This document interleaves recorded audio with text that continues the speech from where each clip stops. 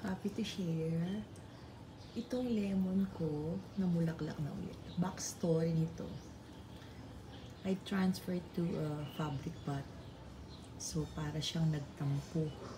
Kaya, natanggal yung mga dahon. And then, ang tagal niya bago nakarecover. And then, look, ngayon nakarecover na siya. Ayan, meron siya dyan. Na flower buds na isang bunch. And then, meron ulit siya dito. And then, here pa. Ayan, o. Yan. Eto, magkakaroon din. Ayan, o. May mga ano na siya. May mga sign of life din.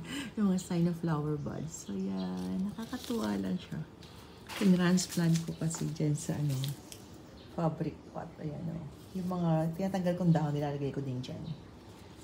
So, yan. Ayan, o. Ang galing. Yung iba wala pa. So, that's it. Sana magtuloy-tuloy yung bunga.